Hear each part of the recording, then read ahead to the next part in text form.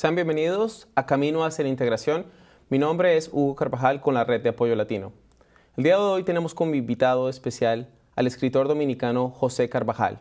Queremos hoy presentarles a ustedes un programa en el cual vamos a aprender sobre su vida y también cómo él ha vivido entre dos mundos, viviendo acá en los Estados Unidos, yendo a la República Dominicana, y también sobre lo que es el papel de la literatura en este importante trabajo de unir mundos, de expandir fronteras, donde a veces no existen fronteras. Queremos hablar de todo esto. Bienvenido, José. Muchas gracias, Hugo. Lo primero que tenemos que hacer es decir que no somos familia, No. Hugo Carvajal, José Carvajal. Pero tenemos el de la B corta. Más o menos, sí. ¿Quién sabe Ahí cuándo? Algún día sabremos de pronto si hubo algún vínculo por ahí. Bueno, José, pues queríamos comentar, que nos comentes, por favor, ¿cómo fue tu primera experiencia, tu venida a los Estados Unidos? ¿A qué edad, el por qué y cómo fue ese encuentro? Te puedo decir que yo no vine a Estados Unidos, me No, trajeron. te trajeron. Mis padres me trajeron, yo tenía 12 años. Ok. Un día llegaron a la casa y dijeron, nos vamos la semana que viene. Sí. Y vinimos a Estados Unidos. Para mí fue una experiencia muy desgarradora, porque yo tenía mis amigos, yo tenía mi ambiente en la escuela, tenía mi ambiente en el lugar donde vivía. De repente me veo llegando a Nueva York, a un lugar totalmente distinto, donde yo no conocía a nadie y donde, a pesar de tener mucha familia, muchos primos y hermanos también, pues ahí me vi solo, con un idioma también totalmente distinto, venir acá sin saber el idioma. Pero bastante joven, ¿verdad? ¿Qué edad? Sí, tenía 12 años. Ok. Y eso, yo creo que por eso me dio más duro. Ok. ¿Y cómo estabas a los 13? Porque la adaptación no creo que fue tan... ¿O fue difícil? ¿Hasta qué punto ya dijiste como que ya me siento más cómodo, ya hablo inglés, ya me estoy con mis amigos? Bueno, me ayudó mucho el programa bilingüe de la escuela. Ajá. Sí, un programa bilingüe que me fue llevando poco a poco hacia el idioma. Qué bien. Y de una manera, yo diría, hasta milagrosa, ¿no? Porque uno llega también y abre un libro y no sabe lo que está diciendo ese libro. Y uno dice, ¿cómo? Me voy a volver loco, ¿no? ¿Cómo hago para aprender este idioma? Y poco a poco me dieron algunos tips, algunos consejos, los profesores, sobre todo ver mucha televisión en inglés y escuchar también música en inglés, aparte de estudiar, ¿no? Y cuéntame, porque yo tengo una experiencia algo similar personalmente. Entonces, a la velocidad, al ritmo que va alguien que puede tener 12, 13 años, bastante joven, ¿cómo fue para tus padres esa experiencia? ¿Ellos ya sabían inglés o ellos también estaban acá en una experiencia nueva para ellos y integrándose, tratando de entrar? Ya estaban aquí, tenían muchos años acá, pero no sabían inglés y todavía no saben inglés, dicho sea de paso.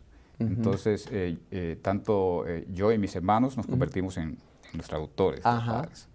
Nos sentíamos muy bien porque de esa forma ayudábamos, ¿no?, a la familia. Cuando salíamos a hacer alguna diligencia, un sitio, alguna oficina digamos, del gobierno, hay que hablar inglés. Entonces, Para los televidentes, y son muchas las personas que han experimentado eso, que se apoyan en sus hijos como traductores, hijos que han hecho ese papel.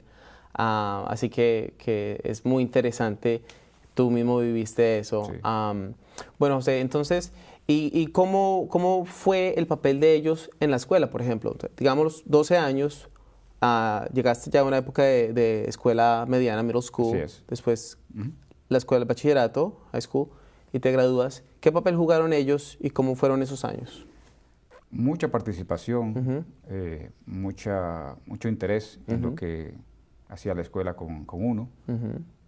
Iban a las reuniones constantemente, estaban pendientes, a pesar de que no sabían el idioma, pero estaban pendientes de que uno cumplía con esa tarea de la escuela, ¿no? Claro. Básicamente yo creo que hicieron un buen trabajo, tanto conmigo como con mis hermanos. ¿No se sintieron intimidados? Porque, te digo, porque yo sé muchas historias de padres de familia que no se sienten bienvenidos en los distritos escolares, que de pronto no hay la facilidad de traductor, que dicen, bueno, de cierta manera de pronto dejan eso a la deriva de los maestros. Ocurre, pero recuérdate que ya eventualmente los traductores éramos los hijos. Los hijos, claro. Y ayudábamos mucho en ese sentido. ¿Y tú sí traducías bien cuando daban el reporte de Yo creo que sí, calificación? yo creo que sí. Bueno, Además entonces, son números, ¿no? Reporte A, B, sí. A, B, C. ¿Y tu profesión como escritor, poeta, de dónde surge? ¿Y qué tanto jugaron ese papel, influyeron en tu familia? Desde muy temprano. Yo creo que cuando yo llegué acá, pasó quizás un año y ya yo escribía poesía. Hacía poesía y cuento. Y luego yo quería ser médico, pero no sé cómo ni de qué manera terminé estudiando literatura y periodismo. Y desde siempre, o sea, yo creo que he hecho lo mismo, escribir, leer, sobre todo, y estar pendiente de la cultura, no solamente de la cultura anglo, sino también de la cultura de América Latina. Claro que sí. Entonces, te gradúas de... ¿A dónde vas a la universidad? Y de inmediato ya sabes que vas a comenzar a estudiar literatura y periodismo. Así es. Sí. Es importante saber, aunque muchos jóvenes entran sin saber qué van a estudiar, yo creo que es una pérdida de tiempo. Es mejor tomarse un tiempito, reflexionar y decir qué es lo que me gusta, qué es lo que realmente yo haría bien. A veces uno va con una idea muy romántica de una profesión y no es la que te toca al final, ¿no? Y no importa cambiar. Puedes cambiar una vez, 2 veces, 3 veces, no importa. Lo importante es, al final, tener ese título, ¿no? Que te va a permitir a ti avanzar en la sociedad en que vives. Ok. Y después de graduarte de la universidad, ¿a qué universidad asististe? City University of New York. Of New York. Es un sistema de universidades públicas en Nueva York. Ok, qué bien, qué bien. Y de ahí, ¿qué hiciste profesionalmente? ¿Por dónde comenzaste a vincularte? Comencé como corresponsal de un periódico dominicano en Nueva York. Me dieron esa oportunidad, ¿no? Cuando tú eres muy joven, te dan la oportunidad y ahí comencé. Luego de ese periódico, salí de ese periódico y me fui a dirigir un periódico a Providence, Rhode Island, un periódico latino. Ahí duré 2 años, luego regresé de nuevo a Nueva York, me hice columnista de un periódico hispano en Nueva York y seguí trabajando, he trabajado en organizaciones comunitarias. Y de ahí me fui a Miami, donde entré a trabajar para la agencia United Press International, que es una agencia de noticias, que ya no es tan importante como antes. Y luego estuve en Univisión, estuve en Telemundo, estuve en la CBS, los medios. Al final puedo decir que he vivido de eso, ¿no? Así que tú has podido presenciar lo que ha sido el crecimiento de los medios, de la población latina, cómo canales anglosajones, mainstream, han tratado de llamar, de adoptar, claro, estamos hablando de un grupo consumidor bastante grande. Entonces, ¿cómo ha sido ese desarrollo en lo cuanto a la presencia latina en los medios? Me parece a mí, lo digo, mi pregunta es porque parece que estuviéramos como los latinos que hablamos español por este lado y todo el medio anglo por el otro. Sí, así es. Pero ha habido un desarrollo. Si hablamos de desarrollo, tenemos que hablar también de cómo estos medios grandes han tratado de vincularse a la comunidad latina. Sí. Y eso, el mejor ejemplo de eso es CNN en español. Pero también hubo un proyecto similar que fue CBS en español, que era una transmisión totalmente en español de noticias, 24 horas al día. Eran segmentos que te hablaba de toda América Latina y también de la comunidad latina de acá. Sí, o sea, los medios de comunicación juegan un papel importante. Y es importante también que las comunidades tengan sus medios de comunicación, porque de ahí salen profesionales para otros medios, quizás más grandes, pero al mismo tiempo son mecanismos de integración, sobre todo. Me gusta eso, mecanismos de integración, pero no se puede... Pues estás diciendo que este periodismo sirve como mecanismo de integración, aunque sea en español, no hay personas que podrían decir, dejen de tenerlo en español, háganlo en inglés, para si quieren realmente hacer una integración total. Claro, existe todo este tipo digamos, de posición, gente que quiere que sea en español, que sea en inglés, pero la gente no sabe que aunque la noticia le llega en español, se produce en inglés. Sí. la mayoría de las noticias. La mayoría, sí. Entonces, hay que tratar de que estos medios llegue a una población hispana, pero al mismo tiempo eso no quiere decir que se borre la importancia que tiene la otra población, que es la anglo, ¿no? El que sabe inglés. Se pueden combinar ambas cosas, yo creo. Continuando con el tema de integración, en tu experiencia como periodista y como editor, como escritor, ¿cuáles ven que son algunas de las maneras en que la población latina exitosamente logra integrarse con la sociedad americana? ¿De qué maneras tú has visto cuéntanos de historias de pronto, de experiencias que has tenido en la cual poblaciones latinas pueden tener una buena relación e integrarse exitosamente? Los estudios, hay que estudiar, hay que prepararse, hay que buscar la manera de participar. Las universidades te ayudan muchísimo, las mismas escuelas públicas. Yo creo que eso más bien de la integración tiene que venir de abajo hacia arriba, es decir, de los jóvenes hacia arriba. Y los jóvenes, de una forma u otra, llegan al hogar con ese, digamos, con ese ímpetu de afuera, y probablemente eso motiva a los padres a participar. Porque también se tiene la idea de que si los padres no están encima de los jóvenes no van a hacer nada. Yo creo que es de ambas partes. Yo creo que hay que pues, me gustaría que continuemos por ahí, hablando de los jóvenes, porque me causa curiosidad que lo que es entre la primera, segunda o tercera generación, el idioma español como tal en una familia de habla hispana, se va deteriorando usualmente, ¿cierto? Muchas veces es raro ver las familias que segunda o tercera generación, los hijos ya nacidos acá, o los hijos de los hijos, hablen español, lean y escriban español bien. Alguno de los dos idiomas parece que tiene que ceder. ¿Tiene que ser así? No habrá una manera en que podamos decir, o que tú pienses de ejemplos, no, se puede tener ambos idiomas a un nivel de excelencia. Eso yo creo que tiene que ver con la necesidad. Si tú no tienes necesidad de utilizar los dos idiomas al mismo tiempo, al mismo nivel, pues vas a desarrollar el que más te conviene en el momento donde estás, ¿no? Claro, nosotros tenemos que hacer un esfuerzo por mantener el idioma original nuestro, ¿no? El idioma español. Y yo creo que aquí, no sé, a lo mejor estoy equivocado, pero mi generación ha convivido bien con los dos idiomas, perfectamente bien.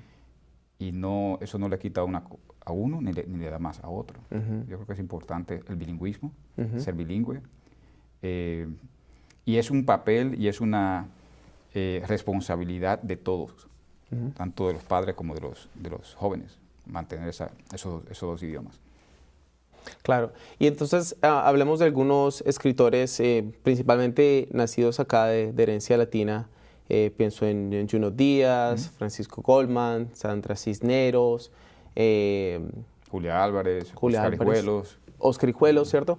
Quienes escriben en inglés, escriben tal vez algunos en los dos idiomas, pero definitivamente escriben en inglés y van introduciendo el español por medio de su cultura, de quiénes son, de su identidad.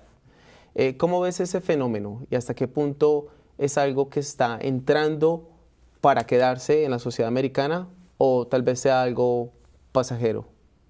No entrando, hace mucho tiempo que se hace eso. Y además,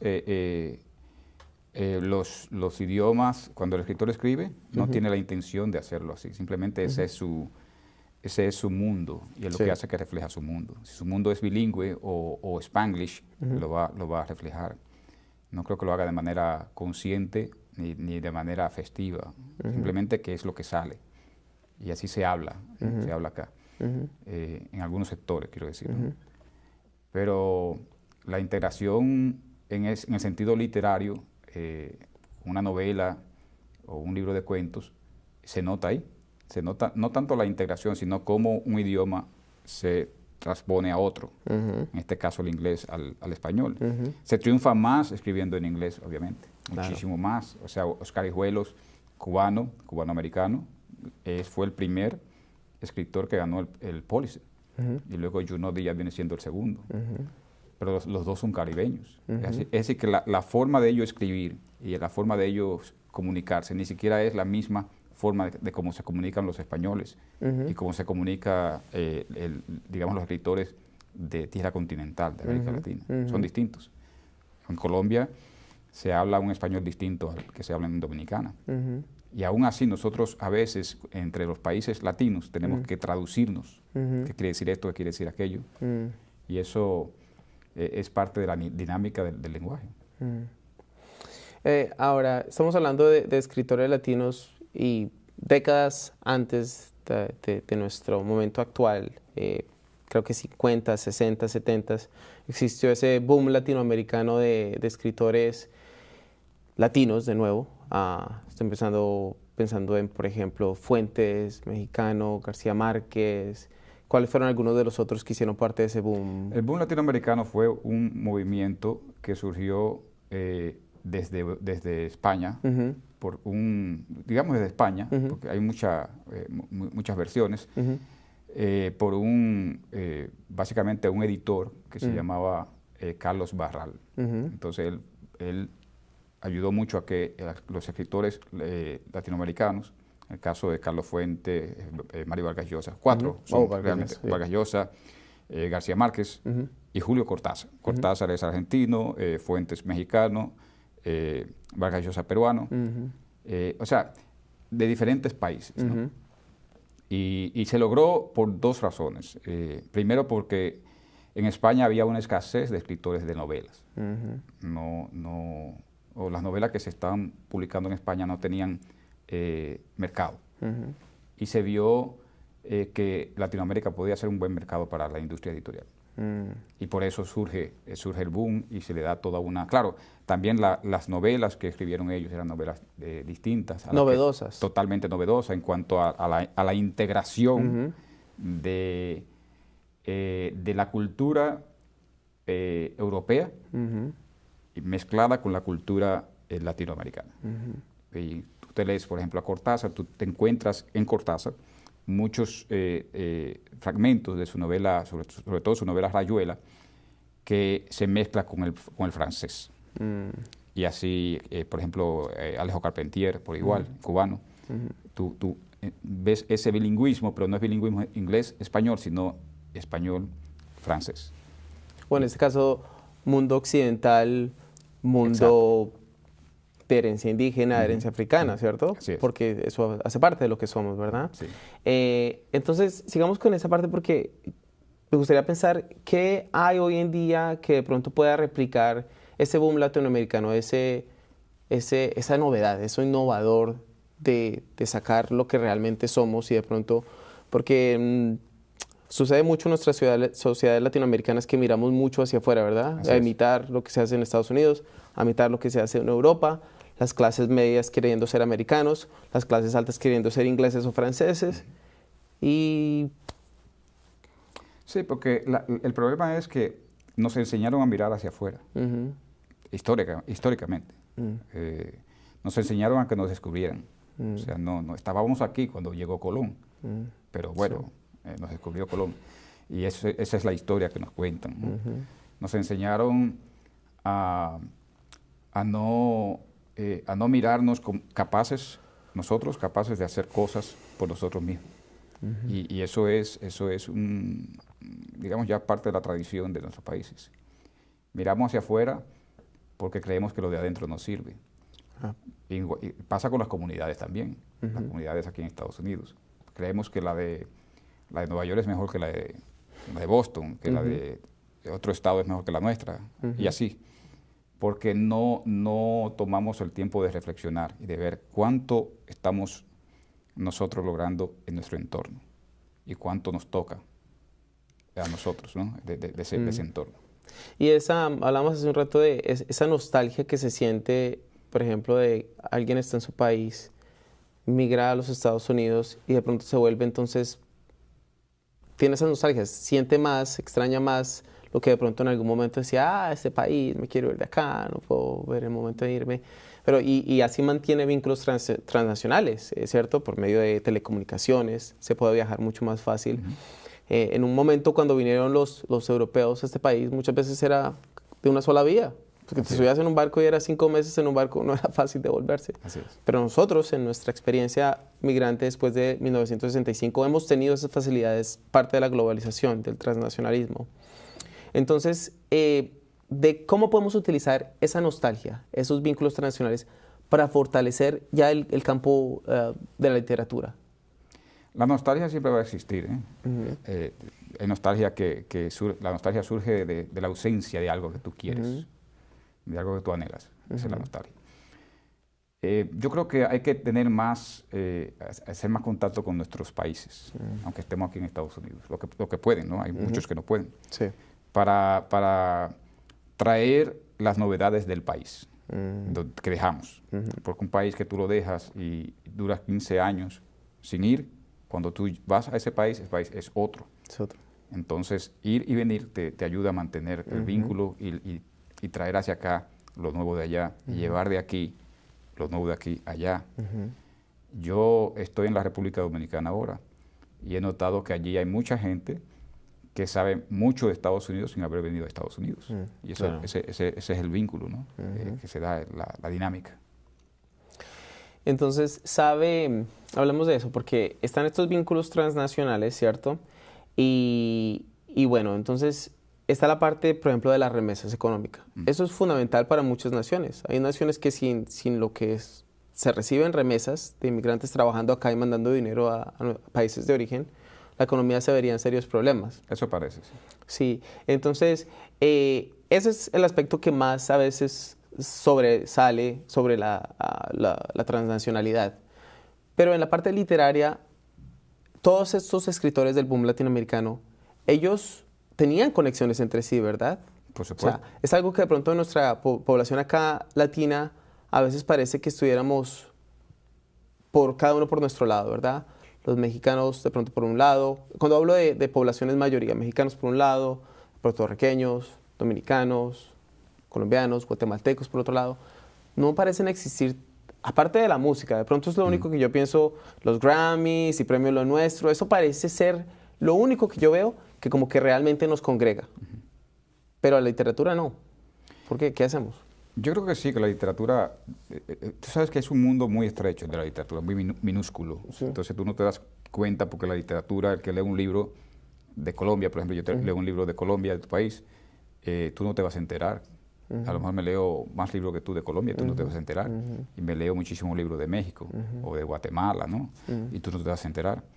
Porque no es escandalosa. Quiero decir, no estoy diciendo que la música sea escandalosa, sino que no hace sonido, no es algo sonoro, es algo muy, muy solitario, la lectura y la escritura también. Sí. Entonces ahí quizás perdemos un poquito de no tener datos precisos para decir que no se da. Hace falta de pronto un poco de eso, explorar más realmente como los consumidores hasta qué punto están accediendo a eso, ¿verdad? Habría que ver porque se sabe de las remesas, pero no se sabe de cuántos libros mandan de allá para acá, ¿no? Digamos, o cuántas personas compran libros en nuestros países para traer a Estados Unidos. Aquí ya se han perdido las librerías, pero fíjate que Barnes & Noble tiene una sección de libros en español, eso no se veía antes. Eso es lo que tiene, son como, yo diría como 10 años más o menos, quizá un poquito más, pero antes tú no veías libros en español en Barnes & Noble. Claro, claro. Y yo no sé si le hice un anuncio no, está bien, no hay problema. Hay que llamarlo de alguna manera. Bueno, en un momento vamos a pasar un poco a lo que es algún trabajo actual tuyo, pero la última pregunta que tengo en cuanto a literatura, algo que alguna vez escuché de Gabriel García Márquez en una entrevista fue que dijo que una obra tan importante como 100 años de soledad, él estaba convencido que se podría haber escrito en cualquier otra nación caribeña. Y no solamente de habla hispana, dijo que otras, pero que tenía esos componentes que hacen lo que es el Caribe. Entonces, ¿qué opinas sobre eso? Porque me parece interesante que tenemos todas estas fronteras, ¿verdad? Y muchas veces nosotros decimos las fronteras, ok, yo soy de aquí y no se pase mi frontera, pero en el mundo literario, en el mundo real, en el mundo del espíritu, esas fronteras no existen. No existe, pero el mundo literario tiene mucho que ver con los temas.